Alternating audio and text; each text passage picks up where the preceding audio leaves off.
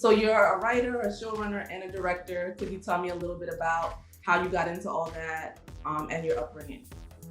Yeah, so I grew up in Detroit, Michigan, and I've always been a storyteller. Writing really just came natural for me. So I started writing plays at a really young age. And then I went to college. I studied television and film at Clark Atlanta University. Shout out to CAU. And in college is really when I fell in love with the whole art of filmmaking, the whole process behind the scenes, directing. And since 2014, I've just been doing digital series and just putting out my own content. Yes, and so your show Phase 6 is on your YouTube network called NY Girls TV. As someone who was already in the film industry, could you tell me a bit of why you decided to start your own platform? Yes, so already working in the film industry, I know how hard it is not only to get something picked up, but just the entire process to really get someone to notice your project. And I'm the type, I can't really wait. I'm super passionate, and I felt like YouTube was the perfect platform to me to get my content out immediately. We can get into Phase 6 since that's your latest series. It's a story where your protagonist goes through the 6 phases of a breakup. Yes, so Phase 6 is about, the story is about Jessica, who's a serial monogamist, and we follow her through these 6 stages of a breakup. I really was inspired by the story, going through different breakups myself, not necessarily with a boyfriend or girlfriend, but just in general friendships, and just going through that process of what do you do after this person is no longer in my life. So that was really the inspiration, and I sat back and just tried to map out, okay, what are these different phases that you do go through?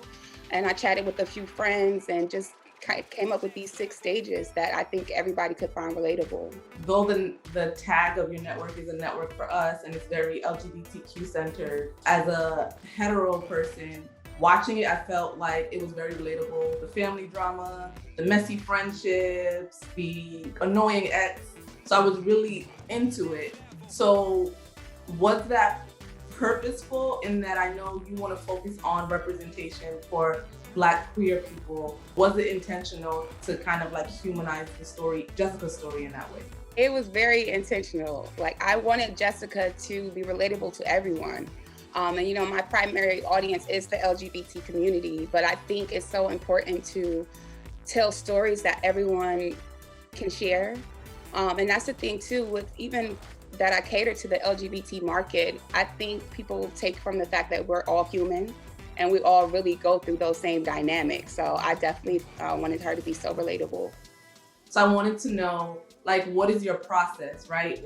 After you write something and then you're directing it. Before I even started writing Phase 6, I knew I wanted to break that fourth wall because like you said, it does give that sense of humor and a little comedic relief. But it also, to me, it made Jessica more personable. And being that she was the character on a previous web series, I really wanted to show her voice and what she thinks. And I was like, what better way than for her to stop and actually tell us? So during the writing process, I keep that in mind, especially with Phase 6. I have Jessica's voice in mind already. And as I'm writing, I literally take my time to think of each character, how they would say certain things, how they would think about it. And sometimes I have to take a step back and come back to that piece just to have a fresh thought. Why is it important, I guess, as someone who's created this network and for this marginalized community, for you to promote Black queer women-led stories? It's important for me to promote Black women queer-led stories because we don't see a lot of representation of us. And the stories that we do see, they can typically be, kind of stereotypical or just very marginalized. And I think it's important to show all of our stories, whether it's love, it's life, it's career.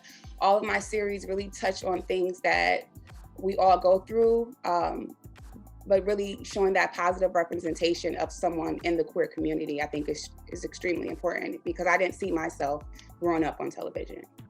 And it is Pride Month. Were there any queer representations that you idolized or looked up to that led you to starting all of this? Oh, unfortunately, starting Phase 6 or just in general? Just in general. I really didn't have any queer representation in film and TV. I looked up to people like Spike Lee, but now there's so many people in the community who are moving forward, like Lena Waithe. She's a huge inspiration for me right now. You have people like Janet Mock. I love the stories that they do tell as well. Outside of, doing work that is focused on always creating visibility for the community year round, how do you celebrate Pride Month specifically, or if at all? I celebrate Pride. I'm like 10 times happier Pride Month. I think Pride, I'm really focused on self-love, celebrating myself, and just highlighting the community. I make sure on my social media, I share like history, backstories. This month, we're doing 30 Days of Pride on the Phase 6 Instagram. So just really just celebrating life. What are some changes that you would like to see in the entertainment industry in regard to the LGBT community? That's a good question. A few changes I would love to see in the entertainment industry. Number one, like I said, representation. We can't get enough. And not only being represented on series, but starring, like have the lead characters be LGBT without the story focusing on their sexuality. I think that's important. And also just shining light on other independent writers, such as myself. There's a lot of creators who are doing the independent route, and we have great stories to tell as well. So, really just honoring everyone's voices. What would be your advice to anyone who wants to, or anyone who wants to get into the industry and write that story or that film, and focus on the communities in which they come from that maybe don't always get the recognition that they should? Yeah, so my advice for anyone trying to get into film making is to start where you are, especially as independent artists. Sometimes we may not have the resources, the financial gain, and you really feel like you can't really start, but you have an iPhone, you have a phone, you have pen and paper. Start there, write your ideas down, give yourself time to flesh it out and build your team. And then what is next for Phase 6? Will there be some additional phases? Yes, so we're definitely moving forward with the season 2. We're going to start filming this fall, and we're going to keep the name Phase 6, but it'll be different phases next season for sure.